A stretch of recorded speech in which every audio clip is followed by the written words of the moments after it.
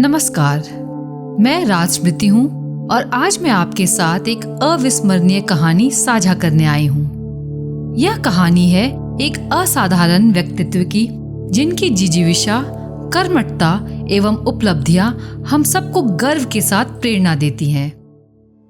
30 नवंबर 1938 को गोवा में एक होनहार बालक का जन्म हुआ। वात्सल्य के आनंद में माता श्रीमती अहिल्याबाई द्वारा उन्हें प्रेमानंद पुकारा गया।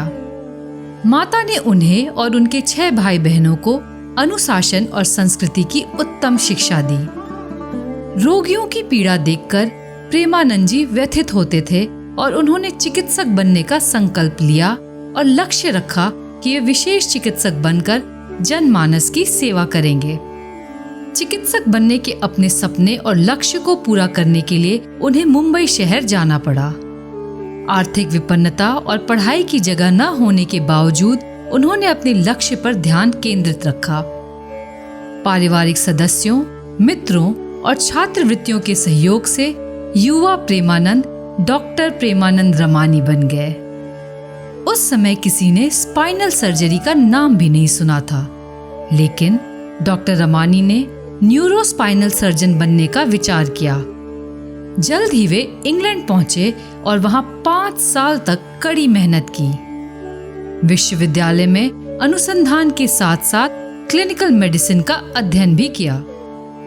उन्हें विश्वविद्यालय द्वारा research man of the year चुना गया और डेविड डिक्सन रिसर्च पुरस्कार से सम्मानित किया गया। उत्तम चिकित्सा ज्ञान अर्जित करने के फलस्वरूप उन्हें आकर्षक नौकरियों की पेशकश की गई, परंतु उन्होंने राष्ट्र प्रेम को सर्वोच्च रखा और भारत लौट आए तथा गोवा मेडिकल कॉलेज के साथ जुड़ गए। महत्वाकांक्षाएं तभी पूरी होती है जब कड़ी मेहनत, लगन, उत्साह और अनुशासन से की जाए।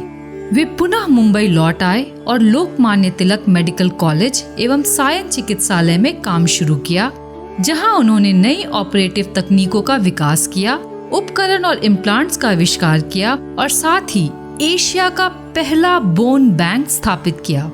उनके द्वारा प्रारंभ की गई प्लिफ सर्जरी तकनीक विश्व भर में प्रसिद्ध हुई तथा भारत में इसे प्लिफ रमानी के नाम से जाना जाने लगा। चिकित्सक उनसे सीखने के लिए उत्सुक रहते थे। उन्होंने लाइव ऑपरेटिव तकनीकों के साथ वर्कशॉप शुरू की, जिसमें मृत शरीरों पर तकनीक का प्रयोग भी शामिल था।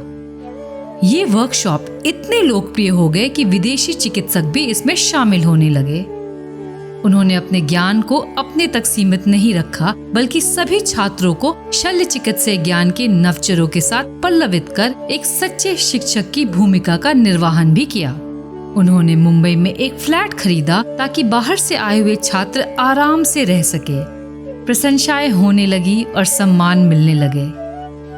मुंबई विश्वविद्यालय ने उन्हें डॉक्टर ऑफ साइंस की डिग्री से सम्मानित किया। वे 8 वर्ष तक world federation of neurological surgery spine division के प्रमुख रहे। इंडोनेशिया ने एक बड़े अस्पताल के ऑपरेशन थिएटर भवन का नाम उनके नाम पर रखा। हंगरी के डाक विभाग ने उनके सम्मान में एक स्टैम्प जारी किया। गोवा सरकार ने एक सड़क का नाम उनके नाम पर रखा।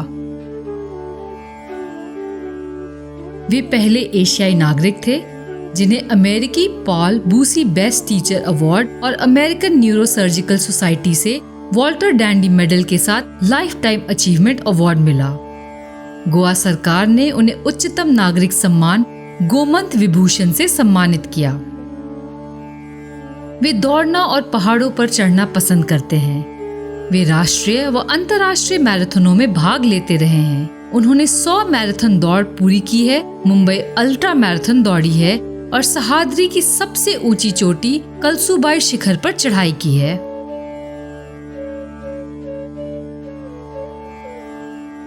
वे नियमित रूप से वर्कशॉप्स और स्पाइन मास्टर क्लासेस आयोजित करते हैं। हाल ही में रूसी न्यूरोसर्जन्स की टीम उनकी माइक्रो सर्जरी तकनीक देखने आए। उनका सोचना है कभी भी सीखना बंद नहीं करना चाहिए। वे हमेशा नई तकनीकें सीखने को इच्छुक रहते हैं और फिर उस ज्ञान को अपने छात्रों के साथ साझा करते हैं। उन्होंने 70 से अधिक किताबें प्रकाशित की हैं। नए डॉक्टर उनकी पुस्तकों को सर्जरी के लिए संविधान मानते हैं। उनकी किताबों के कई संस्करण ऐसे भी प्रकाशित हुए हैं जो मरीजों और आम जनता को स्वस्थ रहने के लिए मार्गदर्शन करते हैं। वे हमेशा सामाजिक कार्य और समुदाय से जुड़े रहने के लिए तत्पर रहते हैं। उन्होंने श्रीमती अहिल्याबाई रमानी प्रतिष्ठान की स्थापना की और अपने पैतृक घर को गांव को दान कर दिया।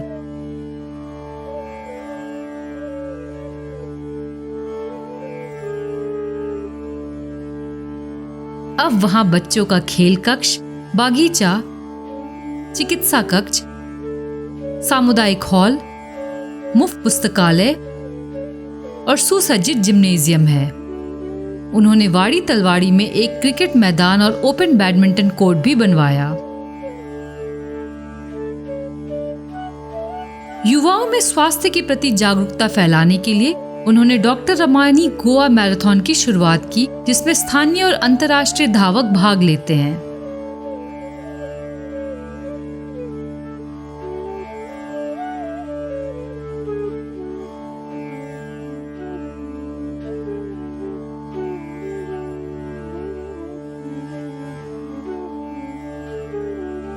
उन्होंने चिकित्सा शिविर आयोजन और चिकित्सा अध्ययन के छात्रों के आर्थिक मदद के लिए पीएस रमानी मेडिकल फाउंडेशन की भी स्थापना की।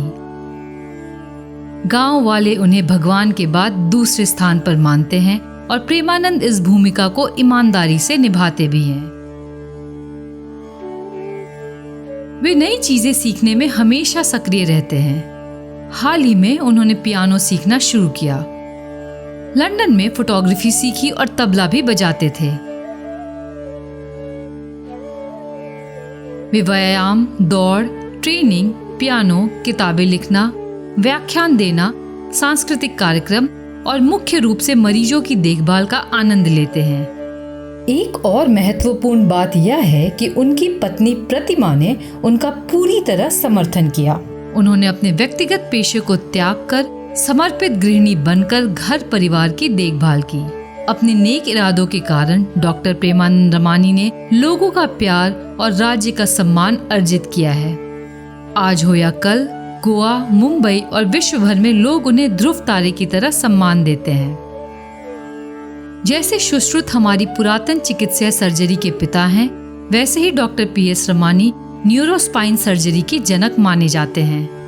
आपकी अजेय क्षमताएं, उत्साह और दृढ़ता के साथ मानवीय स्पर्श वाकई प्रेरणादायक है।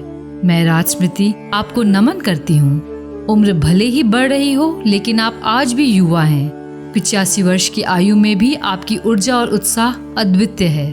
अब समय आ गया है कि मैं विदा लूं। भारतीय चिकित्सा क्षेत्र में आपके उत्कृष्ट योगदान हेतु आपको साधुवाद। आपके 100वें जन्मदिन पर पुनः मिलते हैं।